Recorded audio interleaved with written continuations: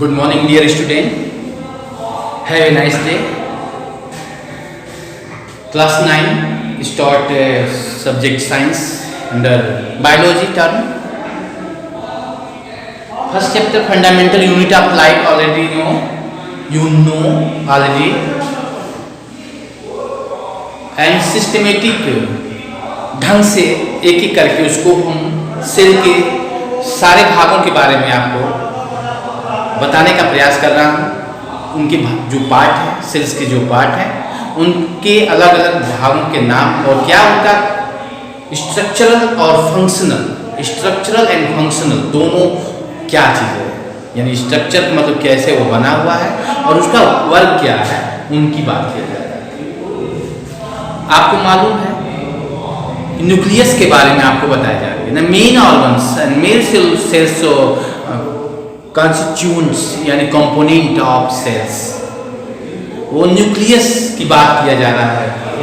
Very very important role of cells directing the chemical activity, directing the chemical activity, यानी कहने का मतलब ये है कि न्यूक्लियस का मुख्य जो कार्य है वो सेल के डिवाइड के लिए कार्य करता है। यानी सपोज वन सेल, एक सेल है और सेल के अंदर कुछ घटनाएं घटती है, क्योंकि आपको मालूम है कि सेल के अंदर जो न्यूक्लियस होती है उनके अंदर जो क्रोमैटिन फाइबर होती है वो धीरे धीरे कंडेंस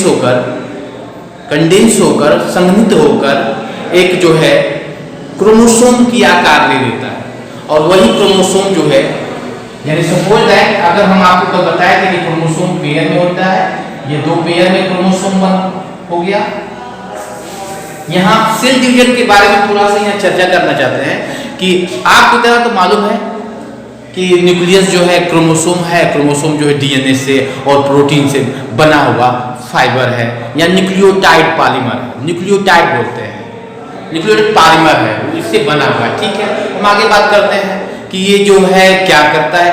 ये सीधे सीधे जैसा सेल होता है उस टाइप के सेल को बनाने का काम करता है, क्योंकि आपको ये बताया गया है कि ये जेनेटिकली मटेरियल है। जेनेटिकली मटेरियल का मतलब होता है कि ये हेरिडिटी है, यानी किसी भी जीवों का जो कैरेक्टर है वो ऑलरेडी न्यूक्लियस के डीएनए में मौजूद होती है और उसी के डायरेक्शन में जैसा सेल होगा वैसा ही दूसरा सेल भी बनेगा। बात को फॉलो किए कि जब आपको बताया कोई सेल है, सेल के अंदर जो है मान लीजिए आपका क्रोमोसोम ऐसे बना दिया गया है, दो क्रोमोसोम ऐसे आपको पेयर में बना दिया गया है, पेयर होता है टू क्रोमोसोम। अब ये क्या होगा, अब ये क्रोमोसोम डिवाइड हो जाएगा, उनके अंदर क्रियाएं क्या होंगी, यानी अब लेबर का काम शुरू होगा, यानी इसके अंदर के जो क्रोमोसोम है वो अलग अलग क्या होंगे, डिवाइड हो जाएंगे, आधे आधे में डिवाइड हो जाएंगे। इस तरह जो है आधे आधे में डिवाइड हो गया, गौर कर रहे होंगे। फिर क्या होगा, जब डिवाइड होंगे तो एक दूसरे की तरफ ये खींचेंगे, यानी इसको पोल कहेंगे, ये पोल है, एक दूसरे को खींचेंगे, खींचने के बाद ये अंदर ये साइटोप्लाज्म में धंस जाएगी, ये साइटोप्लाज्म आगे धंस जाएगी और धंसने के साथ साथ आपको यहाँ पर दो सेल सेम जैसा ये सेल था, दो सेल कंप्लीट पेयरिंग करके यानी कंप्लीट सेल आपका तैयार कर। इस विधि यानी इस सेल डिवीजन को हम कहते हैं माइटोसिस। याद रखेंगे आप लोग, माइटोसिस जो सेल डिवीजन होती है वो माइटोसिस होती है। और माइटोसिस के अंतर्गत सेल जैसा रहता है वैसा ही सेल बनता है। यानी कहने का मतलब कि ये कंप्लीट क्रोमोसोम है, यानी ये डिप्लॉइड का मतलब क्या होता है, कंप्लीट क्रोमोसोम जो पेयर होती है। जैसे बताया गया हमें XX जो क्रोमोसोम होते हैं पेयर में, तो ये पेयर में जब होता है उसको डिप्लॉइड करते हैं, यानी उसको 2n से नाम देते हैं। अगला भी जो उसका बनता है सेल उसी की तरह होता है, वो भी 2n के रूप में बनता है, याद रखना चाहिए। क्रोमोसोम पेयर में होती है, 23 जोड़ा हम लोग के अंदर क्रोमोसोम होती है, 23 जोड़ा मतलब 23 दूना 46 टोटल क्रोमोसोम होता है, यानी वो पेयर में होती है। सो पेयर में ये सब होता है। जैसे जैसे समझदार होंगे तब तक आप समझेंगे, जानकारी लेंगे, बात को समझने का प्रयास करते रहेंगे, तो इस तरह माइटोसिस क्रिया करा देता है।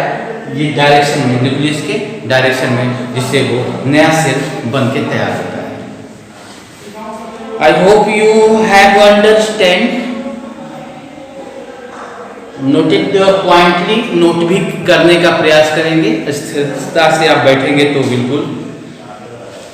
तो in some organism and some common बातें हैं, कुछ जीवों के बारे में कुछ कॉमन है न्यूक्लियस के लेकर। Some organism like bacteria, the nuclear का जो रीजन है of the cell may be poorly defined due to the absence of nuclear membrane, such as undefined nuclear region containing only nucleic acid called nucleolide। कहने का मतलब ये है कि कुछ ऐसे जीव हैं जो माइक्रो होते हैं, माइक्रो ऑर्गेनिज्म। बैक्टीरिया मान लो, क्या मान लो, बैक्टीरिया मान लो, जिसमें well maintain, well defined nucleus नहीं होती है। यानी इस तरह जो न्यूक्लियस के आधार पर आप इस जीव को दो भागों में बांट दिया गया है। एक को कहा गया prokaryotic organism and eukaryotic organism. दो तरह के, प्रो का मतलब प्रिमिटिव होता है और कैरियन दिखाया, कैरियन का मतलब होता है न्यूक्लियस होता है, जिसका न्यूक्लियस बिल्कुल प्रिमिटिव हो, यानी शुरुआत में जो प्रक्रिया बना है, यानी incomplete, no nuclear membrane, no nucleoplasm, only genetic material, RNA या DNA, only genetic material, only circular इस टाइप के। तो इस तरह जो इनकम्प्लीट है, यानी शुरुआत के नहीं, उसको कुछ प्रोकैरियोटिक कहेंगे।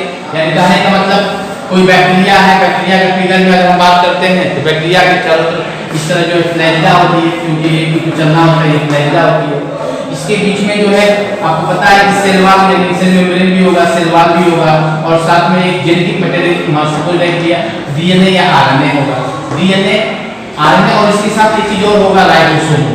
क्योंकि राइबोसोम का प्रमुख भूमिका होती है प्रोटीन को बनाने के लिए, इसलिए राइबोसोम का होना वहाँ जरूरी होती है।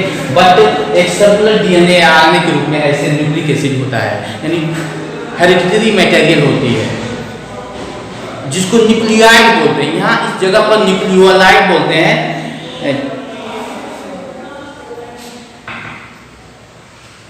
Undefined nuclear region containing only one nucleic acid, DNA या RNA, is called न्यूक्लियोइड बोलते हैं। ये चीज हम लोग न्यूक्लिक एसिड कंप्लीट वाले को बोलते हैं। कि कंप्लीट है तो न्यूक्लिक एसिड है, but incomplete nucleus, so called prokaryotic organism. Example, bacteria.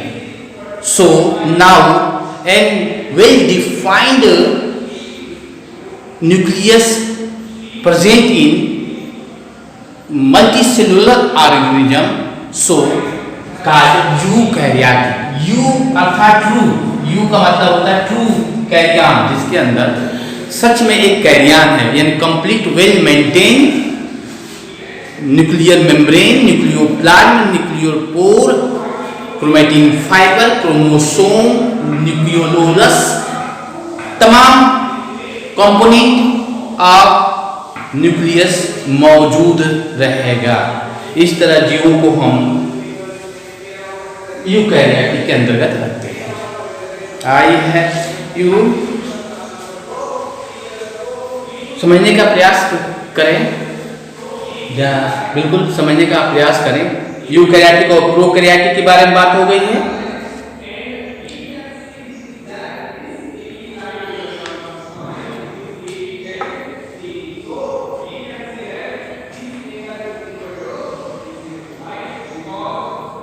अब नेक्स्ट अगर हम बात करते हैं, अब डिटेल किसी के बारे में पढ़ना है, बैक्टीरिया के बारे में डिटेल आपको मिलेगा। आगे आपको बैक्टीरिया के बारे में डिटेल मिलेगा, वन सेल ऑर्गेनिज्म के बारे में आपको डिटेल मिलेगा। उस सब चीज़ों को एक क्रम से आपको जानकारी मिलेगी। फिलहाल जो जैसा जिसके हिसाब से जो चीज़ें बना हुआ है उसके हिसाब से उसका नाम, उसका जो भी हो सिस्टम दिया गया है। तो नेक्स्ट ये कंप्लीट हुआ, न्यूक्लियस जो है आपका कंप्लीट हुआ। न्यूक्लियस से मेन आर्गन्स है, आपको भी ऐसे समझ में आ रही होगी कि नहीं, इन्हीं की वजह से सेल जो है ग्रोथ हुआ है, मल्टीपल हुआ है, बड़ा बड़ा शरीर वाला बनाया हुआ, महत्वपूर्ण है ये चीज़। इसके बाद कुछ चीज़ें ऐसे हैं जो जानकारी रखनी चाहिए, जैसे फंक्शनल यूनिट ऑफ क्रोमोसोम, तो जीन होता है, जीन ही फंक्शन जो डीएनए के ऊपर मौजूद होती है।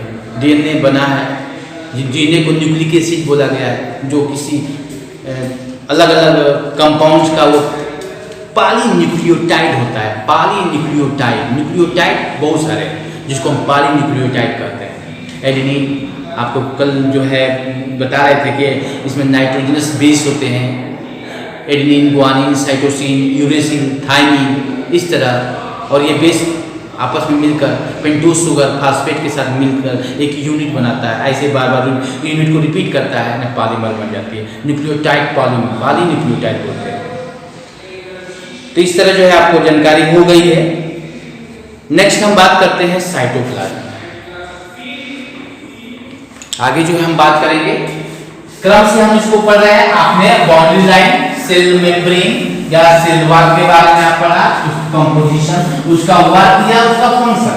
नाउ एंड अगेन न्यूक्लियस आपने पढ़ा, न्यूक्लियस का क्या स्ट्रक्चर होता है, क्या फंक्शन होता है, and clear that. And the last and next cytoplasm, cytoplasm and the last segment of cell. इन साइटोप्लाज्म में ही बाकी चीज भी आ जाएंगे।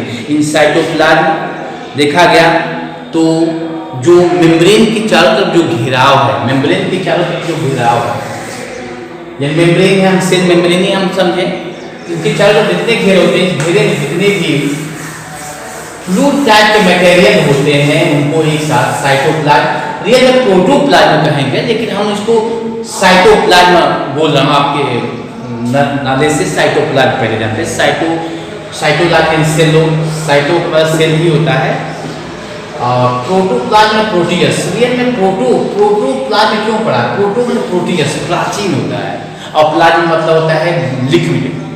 यानी जब किसी सेल के अंदर लिक्विड भाग मौजूद हो गया, यानी कहने का मतलब ये है कि किसी सेल के अंदर अगर वाटर और वाटर में मिले हुए तमाम चीज़ें अगर किसी सेल में मौजूद हो गया और उसी सेल से, उसी वाटर या लिक्विड पार्ट से बाकी जो है सेल की मरम्मत या ग्रोथ होता है, उसी को हम प्रोटोप्लाज्म कहते हैं। यानी स्टार्टिंग जो जीव बना होगा वो प्रोटोप्लाज्म के साथ आया होगा। बाद में धीरे धीरे जीवों की संख्या और उनके मल्टीप्लिकेशन और के अनुसार वो उनकी आकार और ढांचा बदलती जा रही है। ठीक है, हम अपनी बात पर आते हैं।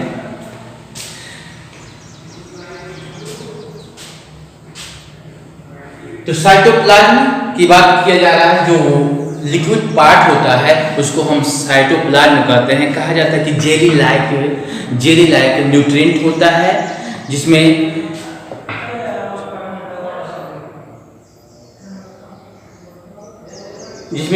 अन्य सेल ऑर्गेनेल्स, यानी कोई और दूसरा सेल, मेम्ब्रेन बाउंडेड कुछ विशेष सेल होते हैं जिसको सेल ऑर्गेनेल्स पढ़ेंगे। नेक्स्ट जो हम पढ़ेंगे वो सेल ऑर्गेनेल्स, यानी इसी के अंदर जो है सेल ऑर्गेनेल्स होते हैं। सेल ऑर्गेनेल्स जैसे वैक्यूल्स का नाम आपको बताया गया था, रिक्तिका है, माइटोकॉन्ड्रिया के नाम बताया गया था। ऐसे बहुत सारे सेल्स ऑर्गेनेल्स होते हैं जो एक्टिव फॉर्म में होते हैं, लगातार एक्टिव रूप में पाए जाते हैं। कहीं ना कहीं वो मिलकर कुछ न कुछ वर्क करते हैं और उसी वर्क के अनुसार उनका भी कोई निकनेम पड़ गया है। बिल्कुल बीच बीच में उस चीज़ को बताया जाएगा। तो इस तरह साइटोप्लाज्म जो है प्रोटोप्लाज्म की तरह कार्य करता है, जो अपने अंदर स्टोर एनर्जी को, एक कह सकते हैं कि वो एनर्जी का एक पांड है, एनर्जी का एक स्रोत है। साइटोप्लाज्म को हम कह सकते हैं कि वो एक ऊर्जा का, एनर्जी का सोर्स है जो बन रहा है, बिगड़ रहा है, आ रहा है, बन रहा है, लगातार ये क्रिया हो रही है। इस तरह जो है, और कहने का मतलब ये है कि कुछ बुकों में और भी चीज़ें सेल मेम्ब्रेन से लेकर कुछ बात किया है कि साइटोप्लाज्म किसी में नहीं होती। जैसे मान लीजिए वो वायरस के बारे में बात करते हैं आपसे, कुछ बुकों में आपके बात दिया है कि आप सपोज लेते हो बैक्टीरिया के बारे में आप बात करते हैं, उसका सेल वाल और सेल मेम्ब्रेन दोनों पाया जाता है, इनको दोनों ही पाया जाता है। बट वायरस में अगर हम जाते हैं तो वायरस में no cell membrane, no cell wall, only protein, और प्रोटीन के अंदर जेनेटिक मटेरियल होता है, यानी वहाँ फ्लूइड नहीं होती है, वहाँ पर उसका कोई साइटोप्लाज्म नहीं होता है। वो सिर्फ वायरस जो है किसी दूसरे जीव के संपर्क में आता है तब वो बिल्कुल लिविंग बन जाती है, यानी इन्फेक्शन की स्थिति में आ जाता है।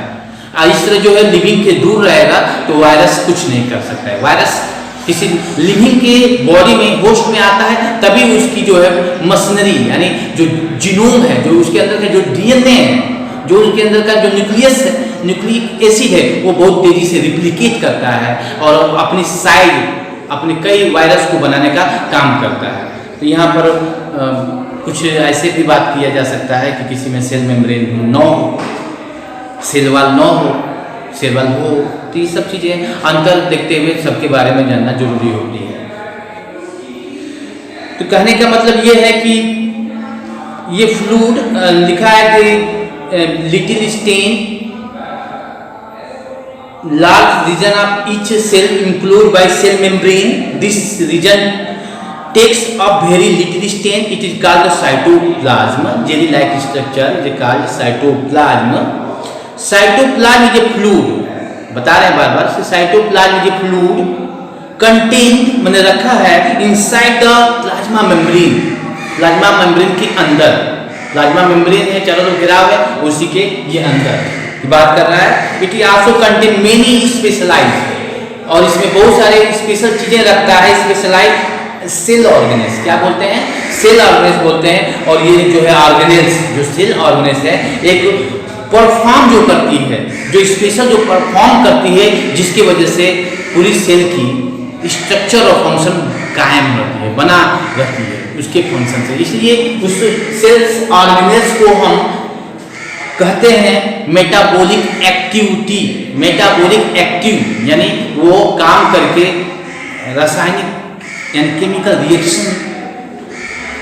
रिएक्शन के माध्यम से वो चीज़ों को या जो भी हो मटेरियल को एक्सचेंज करता है, या बनाता है, बिगाड़ता है, या क्लीन करता है, एनर्जी को बनाती है, या भोजन को बनाता है, तमाम जो वर्क है वो संपन्न करता है। वो बारी बारी से सारे सेल ऑर्गेनेल्स के बारे में आपको पढ़ना है, आपको जानना है।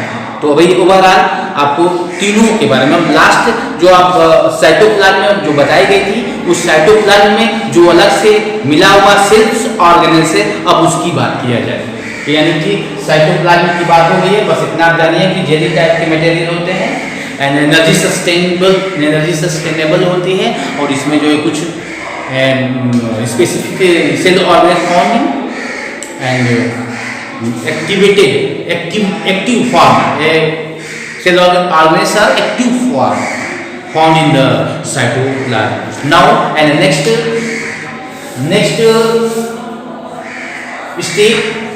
जो इन्हीं के अंदर होता है उसको हम बोलते हैं सेल ऑर्गेनेल्स। याद रखिए, सेल्स ऑर्गेनेल्स बोलते हैं।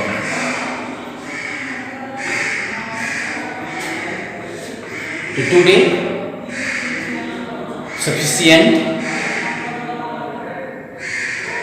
हम समझ सकते हैं कि आज के लिए बिल्कुल पर्याप्त है। इतना आपको समझना है, बातें समझना है। नेक्स्ट वीडियो के माध्यम से इसको धीरे धीरे समझ में आनी भी चाहिए। बहुत सारी चीज़ें कह देने से नहीं आती है, उसको धीरे धीरे परोसने से आती है। कैसे हम परोसें, हम भी प्रयास में लगे हुए हैं कैसे परोसा जाता है। सो अपने नोट्सबुक जरूर बनाते रहें, topic wise, lesson wise. Clear मैं बोल रहा हूँ, नोट्सबुक जरूर बनाते रहेंगे, प्रयास करते रहेंगे, क्योंकि स्कूल खुलने वाला है। फिर ऑफलाइन के माध्यम से, ऑनलाइन के माध्यम से, हर विधियों से आपको सिखाया जाएगा। So thank you.